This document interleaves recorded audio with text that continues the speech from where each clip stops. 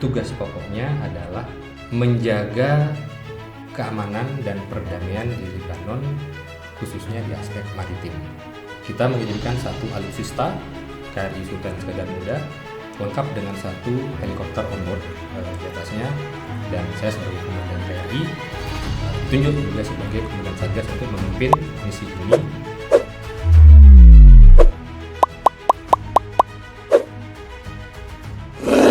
Halo pemirsa setia di rumah ataupun dimanapun berada, selamat datang kembali di podcast Indobe KBRI Beirut. Sudah lama tidak berjumpa rasanya, dan salam kenal, saya Audi Hasibuan, Koordinator Fungsi Penerangan Sosial dan Budaya di KBRI Beirut yang sekaligus akan menjadi host pada hari ini. Hari ini sangat spesial, di tanggal 1 Januari 2026, selamat tahun baru. Kita akan berbincang tentang sebuah perjalanan yang bukan hanya perjalanan geografis, tetapi juga perjalanan tentang pengabdian, perdamaian, diplomasi, dan juga pertahanan. Mungkin sebagian dari pemirsa sudah mengetahui, Lebanon merupakan sebuah negara yang memiliki sejarah panjang dan dinamika yang kompleks, di mana Lebanon selama bertahun-tahun telah menjadi rumah bagi pasukan perdamaian bagi PBB. Indonesia dalam hal ini melalui TNI Angkatan Laut menjadi bagian penting dari upaya menjaga stabilitas dan keamanan di wilayah Lebanon. Nah, di episode kali ini kita akan berbincang langsung dengan sosok yang berada di garis terdepan pelaksanaan tugas tersebut. Seorang perwira TNI Angkatan Laut yang memimpin langsung Satuan Tugas Kapal Perang Republik Indonesia atau KRI Sultan Iskandar Muda 367 dalam misi UNIFIL, dan akan mengakhiri masa penugasan serta kembali ke Indonesia pada Senin ini tanggal 5 Januari 2026. Kita akan mendengar cerita tentang peran UNIFIL, peran Indonesia, interaksi dengan masyarakat Lebanon, hingga refleksi pribadi tentang makna perdamaian, dan juga banyak lainnya. Nah, dengan senang hati dan juga dengan penuh hormat, saya menyambut Bapak Letkol Laut Anugrah Anurullah, Komandan Satuan Tugas KRI SIM dalam misi UNIFIL di Lebanon. Selamat datang Bapak, terima kasih sudah meluangkan waktu bersama kami di tengah kesibukan Bapak yang sangat luar biasa. Terima kasih Mas Yudi. Yang pertama, alhamdulillah ini suatu kebanggaan dan kehormatan bagi saya secara pribadi maupun sebagai Komandan Satgas untuk bisa diundang di podcast KBRI Beirut ini yang saya dengar sudah vakum sekian lama dan sekarang mulai dihidupkan kembali, dan di awal tahun ini di episode yang perdana setelah sekian lama ini saya diundang ke sini. Ini suatu hal yang sangat membanggakan buat saya. Jadi saya memperkenalkan diri, nama saya Letkol Laut Anugrah Anurullah, jabatan saya Komandan KRI Sultan Iskandar Muda. Pada misi ini saya juga menerima mandat atau ditugaskan sebagai Komandan Satgas MTF TNI untuk misi UNIFIL, yang dalam artian Indonesia berkontribusi terhadap misi perdamaian di PBB ini tidak hanya mengirimkan peacekeeper untuk Satgas di darat, tapi juga di laut. Dan kita mengirimkan satu alutsista KRI Sultan Iskandar Muda lengkap dengan satu helikopter onboard di atasnya, dan saya sebagai komandan KRI ditunjuk juga sebagai komandan Satgas untuk memimpin misi ini, yang tugas pokoknya adalah menjaga keamanan dan perdamaian di Lebanon, khususnya di aspek maritim. Jadi ada 3 tugas pokok yang kami emban sesuai dengan mandat dari resolusi Dewan Keamanan PBB. Yang pertama adalah melaksanakan Maritime Interdiction Operation, atau dengan kata lain menjaga keamanan di sektor maritim dari ancaman-ancaman, baik itu berupa yang utama adalah peredaran atau smuggling atau penyelundupan senjata ataupun material yang terkait dengan senjata ke dalam atau ke wilayah Lebanon melalui laut. Itu tugas pertama kami. Kemudian tugas yang kedua, kami juga mendapatkan tugas untuk membantu mengawasi atau memonitor situasi udara. ruang udara di wilayah teritorial Lebanon, khususnya dari pelanggaran wilayah oleh pesawat-pesawat yang dilakukan oleh militer asing, yang dalam hal ini kebanyakan dari Israel. Kita bertugas untuk memantau dan melaporkan. Jadi kita juga membantu menyuarakan tidak hanya kepada PBB tapi juga kepada dunia pelanggaran wilayah apa saja yang dilakukan oleh Israel kepada Lebanon, dan ini akan digunakan oleh para diplomat dan pemangku kebijakan di level strategis, di level internasional untuk menentukan langkah atau perubahan situasi geopolitik di wilayah Timur Tengah ini. Kemudian yang ketiga, tugas kami adalah membantu membangun kapasitas dari Angkatan Laut Lebanon atau yang kita kenal dengan nama LAV Navy. Kita ketahui bahwa kemampuan LAV Navy ini masih jauh di bawah yang diharapkan untuk mampu secara mandiri mengamankan perairannya. Atas permintaan pemerintah Lebanon, PBB menugaskan atau membentuk suatu misi maritim atau misi perdamaian di laut. Mulai 2009 kita mulai berkontribusi untuk terlibat di dalamnya. Nah, jadi itu adalah tugas-tugas yang kita lakukan, dan dalam tugas sehari-harinya kita melaksanakan patroli dengan jumlah berkisar di atas 60% dari jumlah atau masa tugas kita di UNIFIL. 2/3 Ya, 2/3 di atas 60%. Sehingga sehari-hari kita berada di laut. Dan Beirut ini menjadi pangkalan atau pelabuhan utama bagi kita untuk melakukan refueling atau bekal ulang maupun crew rest atau istirahat untuk para kru atau awak di kapal. Misi ini adalah misi kedua saya di MTF UNIFIL. Misi pertama saya pada tahun 2010 sampai 2011. 2010 sampai 2011 itu adalah misi atau kapal kedua yang dikirimkan oleh Indonesia untuk bergabung di dalam MTF. Waktu itu saya masih pangkat saya Letnan 1, kemudian saya naik kapten itu di Beirut sini tahun 2011. Kita melaksanakan misi selama 8 bulan di sini. Dan selang 15 tahun kemudian saya kembali lagi ke sini untuk melaksanakan misi yang sama, tapi dengan tugas sebagai Komandan KRI sekaligus sebagai Komandan Satgas. Baik Pak Komandan, sangat menarik sekali Pak. Kalau mungkin tadi salah satu yang menarik perhatian saya Pak, karena Bapak ini adalah misi kedua ya Pak. Yang pertama di tahun 2010 hingga 2011 dan yang kedua sekarang ini 2025-2026. Mungkin apakah ada perbedaan yang mencolok atau ada kesamaan gitu Pak? Ya, iya, itu ada perbedaan yang sangat signifikan, yaitu, tapi sebelumnya saya mau gambarkan secara umum saja bagaimana eskalasi atau naik turun dari situasi keamanan di Lebanon. Di 2006 itu ada konflik yang cukup kuat, cukup besar antara Israel dan Hizbullah, termasuk juga dengan Lebanon karena Lebanon adalah yang punya teritorinya gitu. Di perang itu kemudian melahirkan resolusi 1701 yang memandatkan ada UNIFIL di situ. Dan di saat yang sama juga karena di tahun 2006 itu ada satu insiden di mana Hizbullah menembakkan rudalnya dari darat ke laut dan menembak kapal perang Israel yang berada di lepas pantai Lebanon.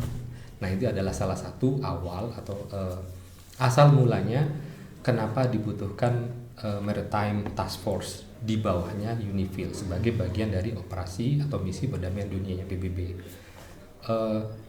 Setelah tahun 2006 itu UNIFIL established, MTF juga established, kita baru berkontribusi di 2009, dan di saat itu situasi bisa dikatakan mulai turun dan sangat stabil waktu itu. Sehingga ada satu hal yang menarik bagi saya waktu saya tiba di Lebanon di tahun 2010. Kemudian kita sebelum berangkat kan dibekali dengan pelatihan dan sebagainya. Kita tahu bahwa kita akan berangkat ke daerah misi, jadi di pikiran, di bayangan kita itu kita akan menghadapi situasi yang sangat intens. Kita harus selalu siaga dan sebagainya. Kita akan melihat kita belum tahu Lebanon seperti apa gitu, tapi yang kita bayangkan Lebanon itu penuh dengan konflik dan sebagainya begitu. Anehnya dan lucunya begitu kapal waktu itu saya pakai KRI Franz Kaisiepo, begitu tiba di pelabuhan Beirut, kita melihat bagaimana Beirut dari laut dengan gedung-gedung pencakar langitnya dan si suasana kota Beirut yang cukup megah, indah dan menarik, begitu juga orang-orangnya.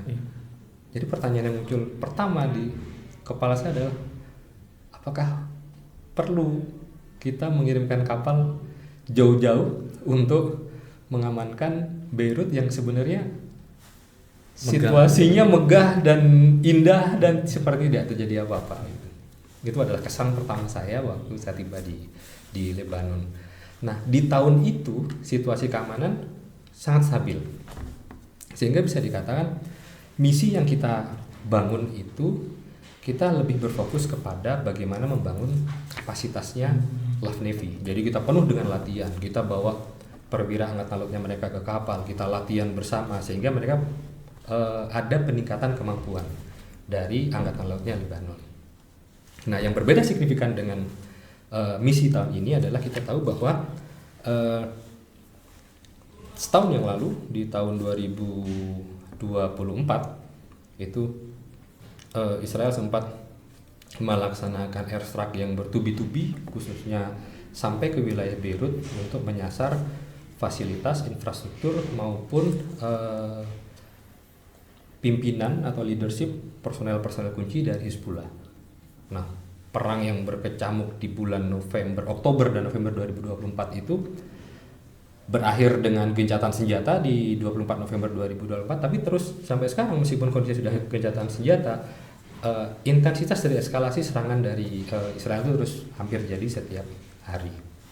Dan itu tentu juga memberikan dampak terhadap situasi keamanan secara umum di Lebanon dan di perairannya. Ya. Sehingga apa perbedaan utamanya? Kalau perbedaan yang dulu karena situasi stabil, kita relatif lebih tenang melaksanakan misi di laut, kita berfokus kepada pembangunan kapasitasnya LAV. Tapi kalau sekarang karena situasi pelanggaran wilayah maupun serangan airstrike dari Israel hampir terjadi setiap hari, maka alert kita lebih tinggi kepada khususnya pengamatan udara. Jadi atau yang dibilang dengan air surveillance. Kita melakukan air surveillance menggunakan radar yang kita miliki, termasuk selain memonitor pelanggaran-pelanggaran wilayah dari pesawat-pesawat udara atau drone dari Israel, kita juga mengamankan atau memantau situasi ruang udara di atas Nakura dan di sekitar daerah operasi Satgas Darat di Lebanon Selatan. Itu adalah menjadi tanggung jawab kami dari laut untuk mensupport kemampuan air surveillance-nya mereka. Jadi itu yang signifikan perbedaannya. Yang lebih teknis lagi ada juga yang signifikan adalah di 2010, 2011 itu teknologi drone belum terlalu berkembang. Jadi kita tidak pernah menghadapi ancaman dari drone, tapi sekarang hampir setiap saat kita selalu mendeteksi drone, baik itu yang melakukan surveillance ataupun drone yang melakukan serangan. Itu yang signifikan dibandingkan yang dulu. Betul. Oh ya, sangat menarik sekali Pak Komandan. Jadi mungkin perbedaan yang mencolok tadi Pak ya, di 2010 itu mungkin lebih tenang ya Pak ya. Lebih tenang, betul. Karena mungkin lebih kehadiran MTA itu lebih ke lebih ke keahlian pengembangan untuk Love Navy. Sedangkan di 2025 always on alert ya Pak. Harus berjaga-jaga karena kita memantau situasi di darat maupun di udara yang aktivitas udara yang dilakukan oleh Israel di atas teritorialnya Lebanon. Jadi semakin serius gitu Pak ya. Betul. Di 2025 ya Pak. Betul. Siapa? Sebetulnya mungkin kita tidak harus membanding-bandingkan Pak sebetulnya. Tapi kalau misalnya boleh membandingkan ya Pak antara 2010-2011 dengan 2025 dan 2026, mana Pak yang mungkin lebih berkesan gitu? Lebih berkesan. Kalau dilihat dari berkesan, tentu saya lebih berkesan dengan pengalaman misi yang sekarang ini. Memang setiap misi punya ceritanya, punya kesannya masing-masing. Kesan yang saya dapatkan waktu itu di misi saya yang pertama adalah ini adalah misi pertama saya. Jadi semua orang kalau melakukan hal yang pertama kan pasti excited dan sekaligus itu akan tertanam di dalam memori gitu. Tapi di misi yang sekarang ini yang utama adalah tadi karena kita harus melakukan aksi dengan tingkat kesiagaan yang lebih tinggi, dan tentunya perbedaan mencoloknya waktu itu saya hanya sebagai perwira divisi di kapal, yang artinya tanggung jawab saya lebih sedikit meskipun lebih teknis. Tapi sekarang karena saya sebagai komandan, tentunya dalam level tanggung jawab ini memberikan pengalaman yang sangat besar buat saya. Berbagai macam tekanan, eskalasi itu juga cukup menguras energi dan pikiran sehingga tentu ini pastinya lebih berkesan buat saya secara pribadi dibandingkan misi saya yang pertama. Demikian. Siapa? Di MTF itu ada 120 orang ya di KRI SIM ya? Betul. Totalnya ada 120 orang. Itu terdiri dari 105 personel itu adalah kru kapal.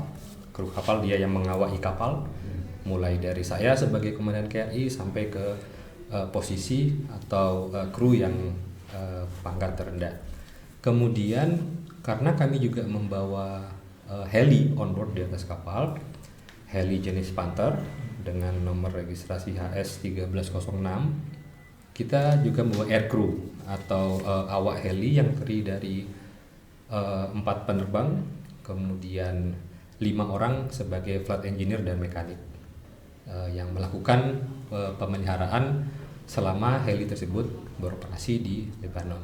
Selain itu saya juga dilengkapi dengan beberapa staf yang membantu saya dengan tugas-tugas yang spesifik seperti perwira intelijen, perwira kesehatan, perwira penerangan, perwira psikologi.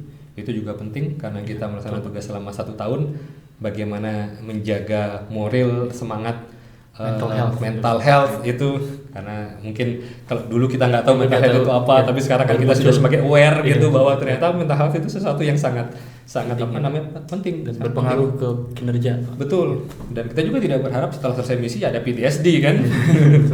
Nah itu sehingga saya membawa 1 perwira psikologi yang dari hari ke hari tugasnya memantau kesehatan mental seluruh tim dan sekali-kali melakukan kegiatan yang sifatnya untuk merefresh atau menaikkan lagi moral, semangat kita semua. Selain itu saya juga membawa tim Pasca dan Kopaska, pasukan kata, pasukan khusus itu dari Angkatan Laut, kemudian penyelam. Kita juga perlu melakukan beberapa kali penyelaman secara rutin untuk memeriksa bagian bawah dari kapal untuk keamanan dan keselamatan. Untuk maintenance juga termasuk ya? Termasuk untuk maintenance. Jadi bisa dibayangkan kapal itu di belakang ada baling-balingnya. Kan kita harus tahu bagaimana kondisi baling-balingnya. Kita harus tahu bagaimana kondisi di bawah garis air yang tidak terlihat dari atas. Nah makanya kita butuh melakukan penyelaman rutin sebagai bentuk dari maintenance. Kemudian yang menarik lagi dari Satgas yang saya pimpin sekarang adalah saya membawa 12 personil WAN-TNI atau KOWAL, Korps Wanita Angkatan Laut. Ada 6 perwira dan 6 bintara. Ini kebijakan yang baru di beberapa tahun terakhir dan sudah diikutkan di beberapa satgas sebelumnya. Namun di satgas yang saya bawa ini kita dengan jumlah yang paling banyak, 12 personil atau 10% dari kru atau personil satgas itu adalah wanita. Nah, ini juga dipersyaratkan dari PBB, dari UN, bahwa adanya gender equality dan memberikan kesempatan kepada wanita atau perempuan untuk lebih banyak berkontribusi di dalam misi-misi perdamaian. Sehingga 10% ini memberikan catatan yang cukup banyak dibandingkan personel wanita di Satgas Darat yang secara persentase mereka relatif lebih kecil. Ya, tantangannya juga banyak karena kita tinggal di kapal yang relatif kecil, contain space gitu, jadi sangat terbatas, tapi kita juga harus berinteraksi secara profesional dan saling menghormati, menghargai satu sama lain. Betul. Dengan tetap mengutamakan tugas dan kinerja serta tanggung jawab. Menarik sekali Pak. Kalau mungkin kalau boleh kita kembali lagi Pak ke MTF secara general Pak. Kalau tidak salah mungkin hanya ada 5 negara Pak ya yang Betul. tergabung di MTF. Betul. Itu ada Turki, Yunani, Bangladesh, Jerman dan Indonesia Pak. Betul. Kalau sejarahnya bagaimana itu Pak? Kenapa kok 5 negara ini dan termasuk Indonesia Pak? Iya, sejarahnya bagaimana? Memang sebelumnya MTF sendiri atau misi maritim, misi perdamaian dunia di sektor laut atau di sektor maritim ini hanya ada satu-satunya di dunia. Jadi dari sekian banyak misi perdamaian dunia yang digelar oleh PBB di berbagai belahan dunia, di negara-negara yang sedang berkonflik gitu, di Lebanon ini adalah satu-satunya Maritime Task Force yang di bawahnya UN, dan kita berkontribusi di dalamnya. Ini adalah suatu catatan diplomasi yang menurut saya sangat besar dan sangat signifikan. Awal mulanya bagaimana, tentu ini merupakan upaya dari para pendahulu kita, para pimpinan kita, pemimpin bangsa ini di tahun akhir 2010-an. Waktu itu kita sangat gencar melaksanakan diplomasi untuk mengirimkan pasukan perdamaian dunia, dan di 2009 kita mengirimkan kapal pertama, waktu itu KRI Diponegoro. Dari waktu itu keterlibatan MTF sendiri sempat naik turun. Waktu di misi saya pertama itu ada Jerman, Yunani, Turki, dan Indonesia. Bangladesh belum ada waktu itu. Bangladesh baru bergabung di tahun, saya lupa, antara akhir 2010 atau 2011. Kemudian Bangladesh masuk bergabung sama kita. Setelah itu ada lagi masuk Brazil. Kapalnya Brazil masuk ke sini di 2000, saya kurang tahu 2000 berapa, tapi di 2018 kalau saya tidak salah, atau 2017 atau sebelumnya itu. Sudah cukup lama dari misi awal Pak ya berarti ya? Dia tidak dari awal. Dia tidak dari awal, tapi kemudian dia menarik diri di menjelang 2020 kalau saya tidak salah. Saya tidak lupa persisnya bagaimana. Itu Brazil menarik diri. Sehingga praktis tinggal 5 negara kontributor. Nah, 5 negara ini bertahan sampai sekarang sebetulnya, sampai di tahun 2025. Sampai kemudian UN mengalami krisis likuiditas yang berdampak kepada anggaran misi perdamaian dunia, tidak hanya di Lebanon, tapi di seluruh misinya UN, termasuk di Lebanon. Sehingga mau tidak mau harus dilakukan reduksi kekuatan, reduksi jumlah personil yang berada di bawah misi tersebut, termasuk MTF. Nah, situasinya sekarang adalah UN kemudian memutuskan bahwa MTF yang terdiri dari 5 unsur ini atau 5 kapal direduksi menjadi 3 kapal. Bahkan yang menarik adalah pada saat kebijakan ini akan dikeluarkan, ada 2 opsi utama waktu itu.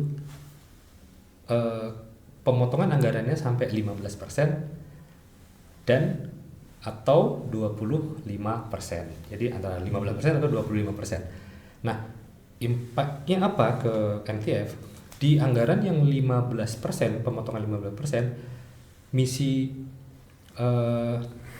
MTF ini akan dikurangi dari 5 unsur menjadi 3 unsur.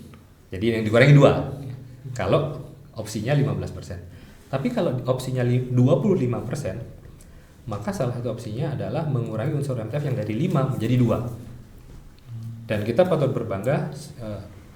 Menurut saya ini adalah suatu capaian yang perlu diapresiasi dan di-acknowledge, khususnya kepada para prajurit kita, anak buah saya di kapal yang setiap hari melaksanakan tugasnya dengan baik, bahwa UNIFIL akan mempertahankan kapal dari Indonesia ini pun apabila unsur MTF hanya disisakan 2 kapal. Jadi yang dipilih adalah kapal Jerman dan kapal Indonesia. Namun kemudian keputusan di bulan Oktober setelah sidang umum PBB, pemotongan anggarannya itu hanya 15%, sehingga PBB atau UNIFIL dalam hal ini memutuskan mereduksi 2 kapal, dan 2 kapal itu adalah kapal dari Turki dan Yunani. Sehingga saat ini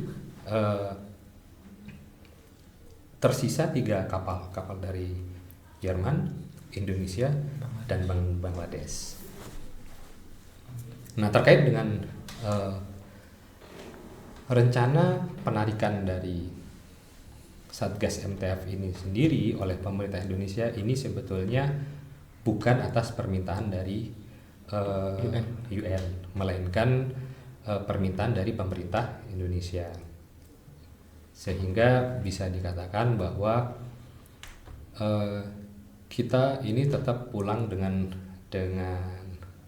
sangat terhormat, karena saya sebagai komandan merasa sangat diapresiasi kinerja kami di sini dan mendapatkan sambutan dan penghargaan yang sangat tinggi, baik itu oleh MTF Commander maupun oleh Force Commander Unifil secara umum. Dan penarikan kapal ini cukup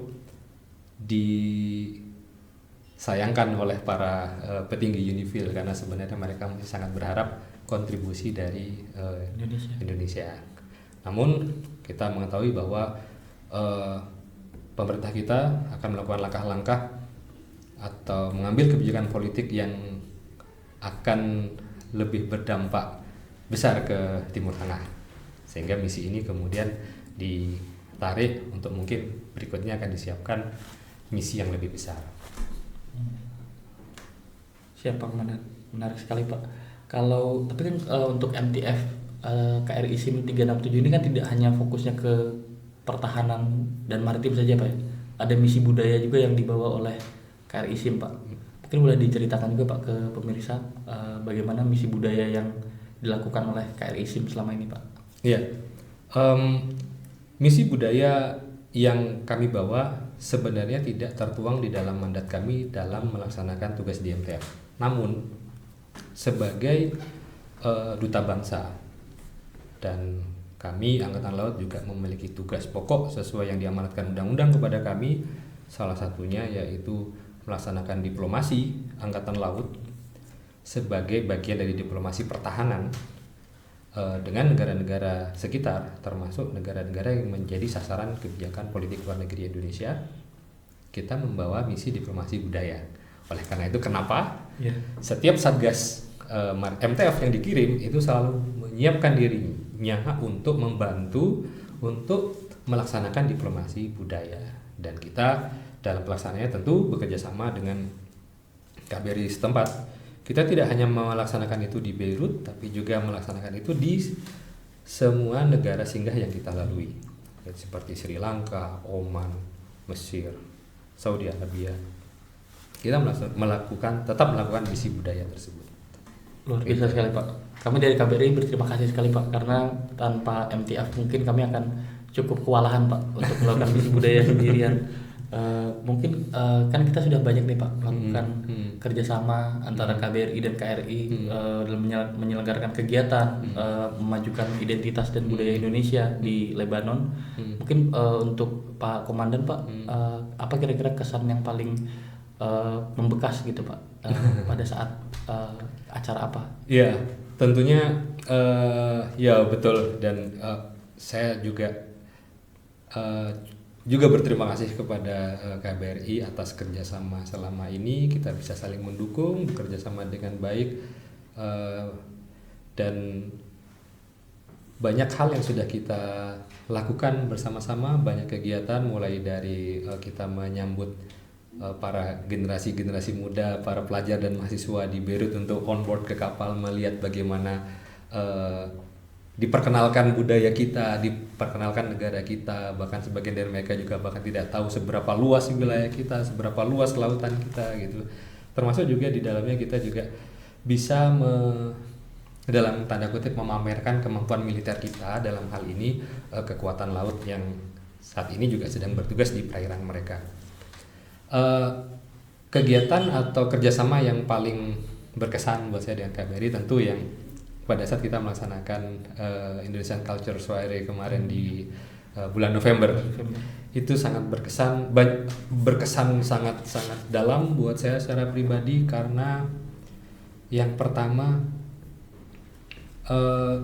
ini adalah suatu kepercayaan buat saya dan tim saya di kapal yang diberikan oleh Pak Dubes dan staf untuk bisa berkolaborasi bersama.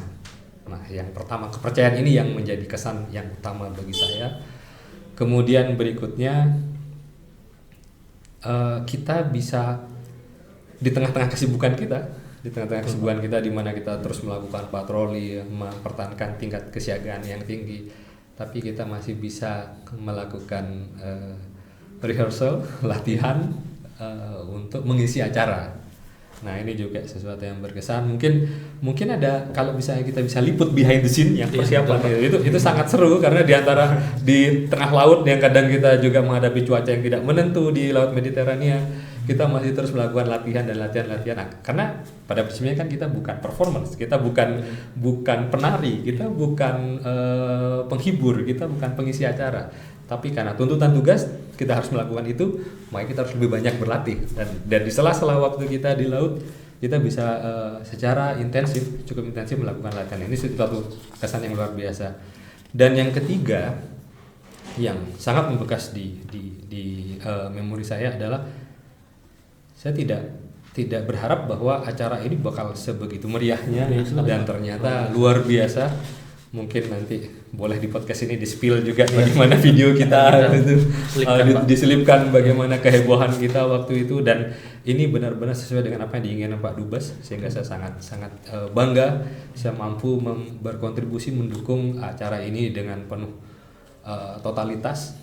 Jadi bisa dibilang semua objektif yang sudah beliau berikan kepada kami pada waktu itu bisa kita laksanakan semua. Jadi ini suatu kebanggaan tersendiri bagi saya dan seluruh anak buah dapat berkolaborasi dan berkontribusi dengan terhadap kegiatan diplomasi dari KBRI Beirut. Betul Pak. Untuk kemeriahan acara itu testimoninya tidak hanya dari Pak Dubes atau dari KBRI saja Pak, tapi dari counterparts kita, dari tamu-tamu undangan itu semua memberikan testimoni yang positif. Mereka bilang acara yang paling meriah selama ini di Beirut yang diselenggarakan oleh kedutaan besar gitu Pak. Katanya mereka belum pernah mereka mendapatkan pengalaman yang mereka dapatkan ketika Indonesian Cultural Soiree bulan November lalu. Betul. Bahkan saya juga mendapatkan kesan yang serupa dari MTF Komandan MTF Unifil, perwira tinggi bintang 2 dari Jerman yang memimpin satuan tugas MTF ini secara umum di Lebanon ini, berada di bawahnya Force Commander Unifil. Beliau menyampaikan sangat terkesima dengan acara yang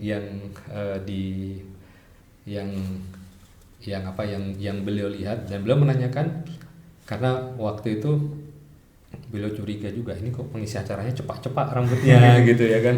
Terus kemudian juga banyak diantara host atau yang tamu yang berbaur dengan tuan rumah yang berbaur dengan tamu itu menggunakan seragam khas angkatan laut gitu, yang kita bilang Black Navy atau Blue Navy gitu. Kemudian dia menghampiri saya terus nanya, ini semua anggotamu? Saya bilang iya, ini semua anggota saya. Mulai saya tunjuk satu-satu, mulai dari yang pakai jadi MC pakai baju Black Navy waktu itu, sampai ke yang pakai baju perang yang adat, tari perang adat Papua gitu. Itu semua anggota saya. Dia begitu terkesima karena bagaimana kamu bisa membina personelmu tidak hanya cakap dalam melaksanakan tugas di laut dalam mengoperasikan kapal, heli dan sebagainya, tapi juga mampu memiliki keahlian, keterampilan seperti tari-tarian dan sebagainya. Ya, kami sampaikan bahwa ini sudah menjadi tugas yang juga diamanatkan kepada kami oleh konstitusi. Kami sampaikan bahwa bagian dari diplomasi angkatan laut kita adalah diplomasi budaya, jika kami memperkenalkan budaya. Dengan kata lain, bahwa pada saat kami berangkat dari Indonesia, kami sudah berlatih dan mempersiapkan diri untuk menampilkan sesuatu budaya kita, memperkenalkan budaya kita kepada counterpart kita. Dan ya itu sangat berkesan, dan itu juga membantu memberikan penilaian positif kepada kapal kami dari perspektif Unifil, bahwa Indonesia tidak hanya berkontribusi kepada mandat PBB, melainkan juga membantu berinteraksi dengan masyarakat Libanon sebagai people to people. Gitu. Itu sesuatu yang mungkin bagi militer asing bukan satu hal yang menjadi tugas utama gitu. Namun kita patut berbangga bahwa TNI termasuk juga TNI Angkatan Laut juga mengemban misi itu, sehingga kita cukup bisa dibilang cukup terampil dan familiar melaksanakan tugas-tugas diplomasi budaya. Untuk 4 kapal lainnya tidak ada sama sekali Pak? Untuk tidak ada hal yang serupa? Tidak ada. Hanya tidak Indonesia ada. saja? Tidak ada. Luar biasa.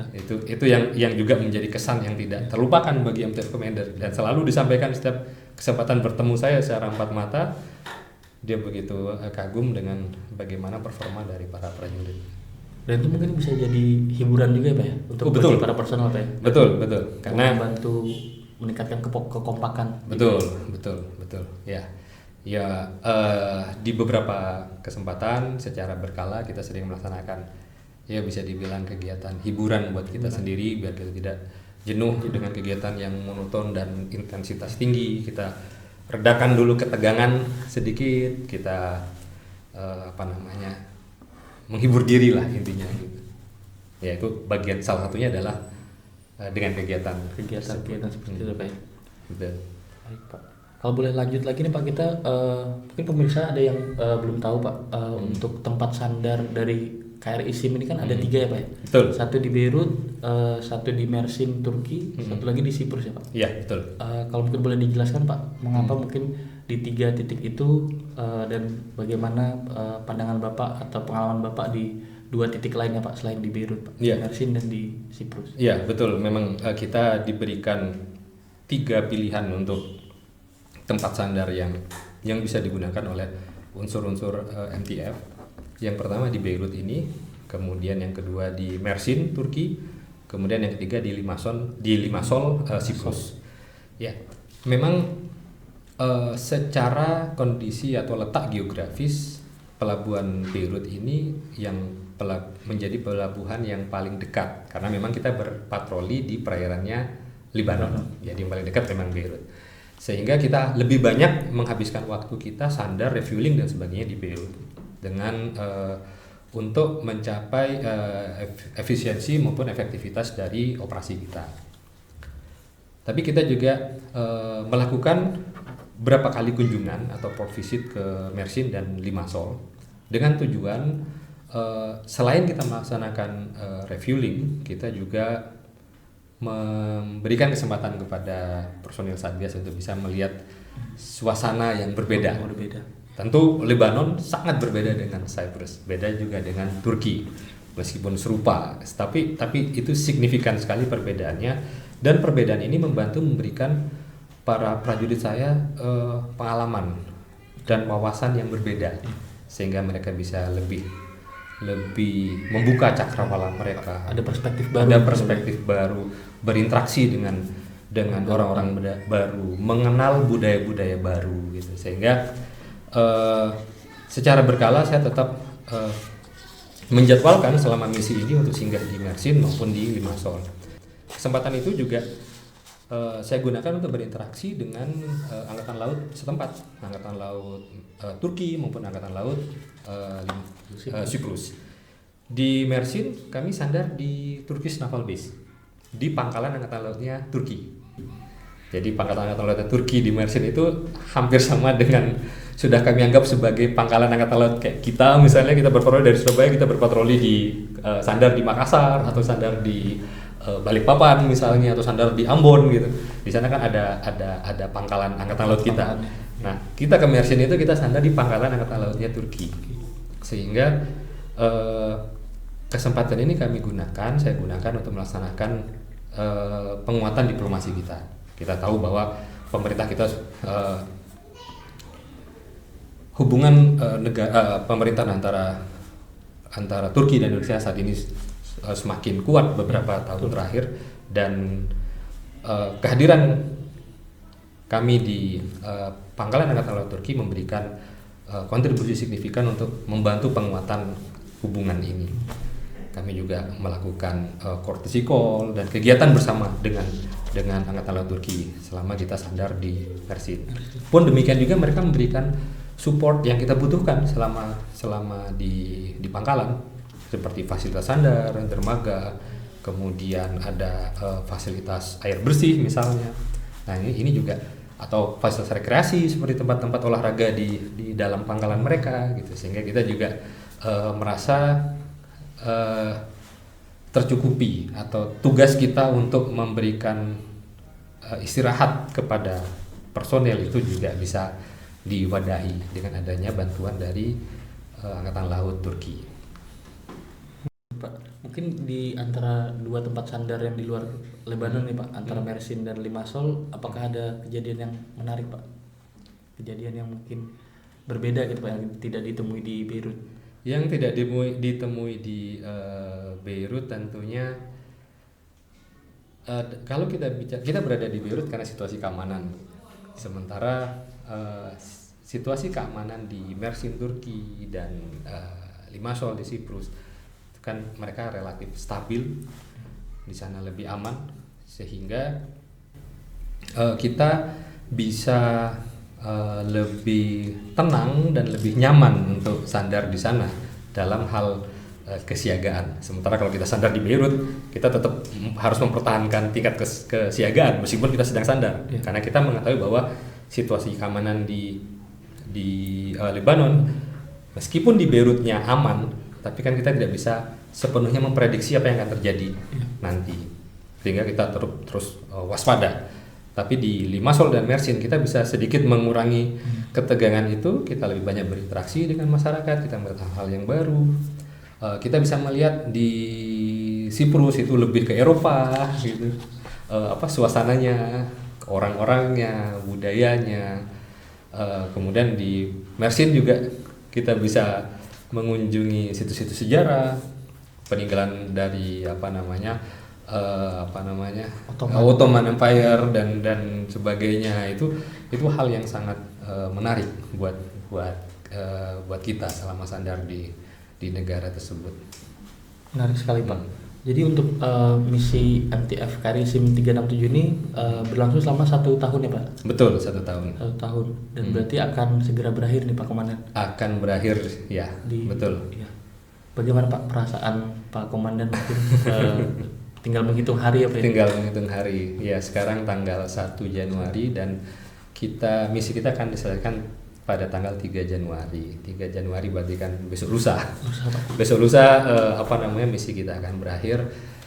Dan berakhirnya misi kita ini tidak hanya berakhirnya misi bagi Satgas KRI Sultan Iskandar Muda, tapi juga kita mengakhiri dari kontribusi Indonesia di dalam MTF UNIFIL. Artinya saya adalah Satgas yang terakhir. Pemerintah sudah memutuskan untuk menarik KRI Sultan Iskandar Muda dan kontribusinya terhadap MTF, sehingga dalam 2 hari ke depan saya harus mengakhiri Satgas ini dari yang sudah mengabdi secara terus-menerus selama 16 tahun. Dari sejak tahun 2009. Nah ini tentu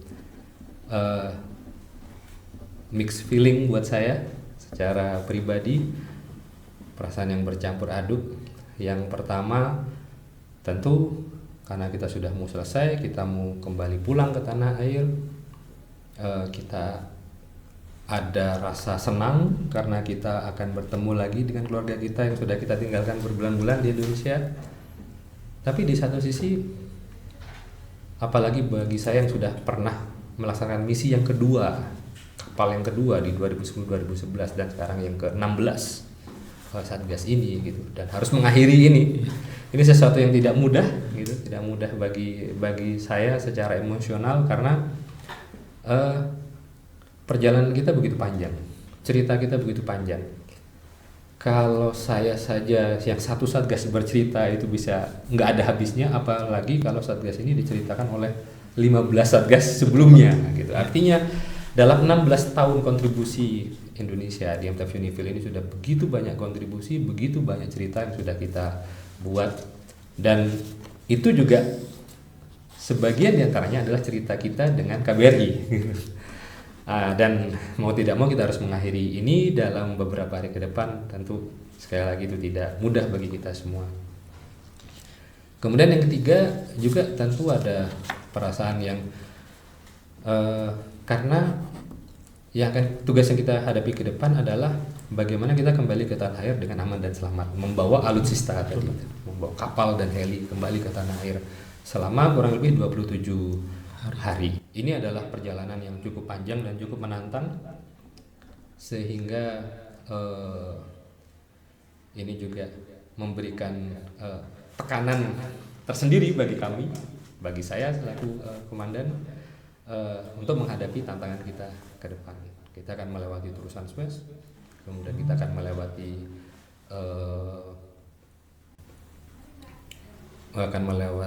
Laut Merah, melewati Bab el Mandeb, selat yang di sekitar Yaman, kemudian kita akan mengarungi Samudra India.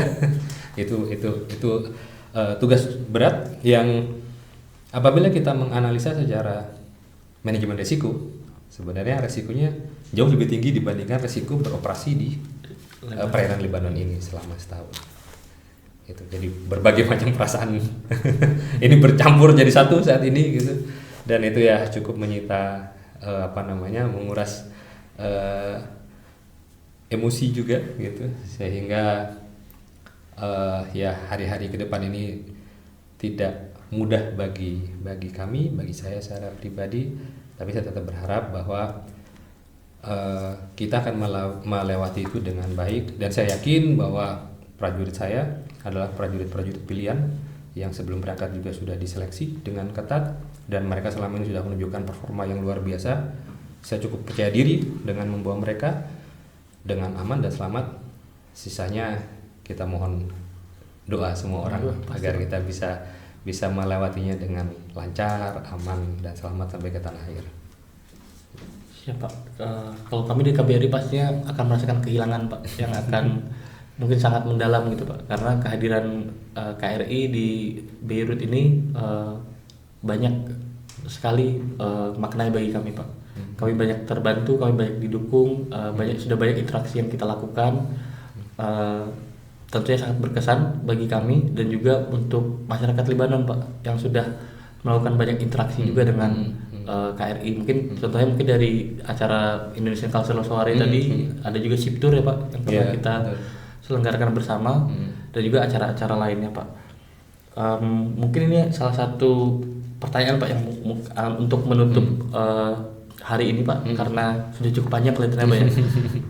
Mungkin jika pengalaman Bapak selama 1 tahun ini Pak di misi Bapak yang kedua ini di MTF KRI SIM 367, kira-kira bisa dirangkum dengan satu kalimat apa Pak? Saya mungkin cuma bisa bilang misi ini unforgettable. Jadi begitu banyak yang kami lakukan, begitu banyak tantangan yang sudah kami lewati, begitu banyak suka dan duka, begitu banyak interaksi yang kami lakukan, tidak hanya dengan pihak sesama peacekeeper di UNIFIL, tidak hanya bersama pemerintah Lebanon, tapi juga dengan warga Indonesia yang ada di Lebanon, pun demikian juga dengan beberapa warga lokal. Karena meskipun kita tidak punya tugas khusus untuk berinteraksi di dalam bagian tugas kita, tapi pada saat kita melakukan refueling atau melaksanakan perbekalan untuk logistik, kita juga berinteraksi dengan orang-orang Lebanon. Betul. Atau bahkan kalau kita relax sejenak gitu, kemudian kita pergi ngopi-ngopi, di sana kita juga berinteraksi dengan orang-orang lokal. Nah, itu juga adalah menjadi bagian yang akan kami rindukan selesai dari misi ini. Jadi kalau satu kalimat atau mungkin satu kata, ini unforgettable. Unforgettable ya Pak? Iya. Dengan segala artinya Pak. Artinya baik sukacita, duka cita, senang, sedih, betul, semuanya Pak. Bahkan kalau saya ingat kembali setahun yang lalu pada saat kita mulai misi ini, berangkat dari Surabaya, di pangkalan utama kita, kemudian kita ke Jakarta, sampai kita ke Beirut dan sebagainya. Kadang saya rasa saya hampir tidak mau melakukannya lagi karena begitu banyak yang kami lakukan, begitu banyak tantangan, begitu banyak upaya kita dalam hal mempersiapkan kapal, mempersiapkan personil, mempersiapkan perbekalan untuk melaksanakan misi ini. Jadi benar-benar sudah begitu banyak yang kita lakukan, dan mungkin kalau saya disuruh melakukannya lagi itu saya sudah nggak kepikir lagi bagaimana ininya. Tapi happy anyway, itu semua adalah bagian dari perjalanan misi ini. Betul. Jadi kita juga punya cerita sendiri di dalam misi ini yang terus melekat di benak saya, pun juga melekat di benak seluruh prajurit saya di kapal.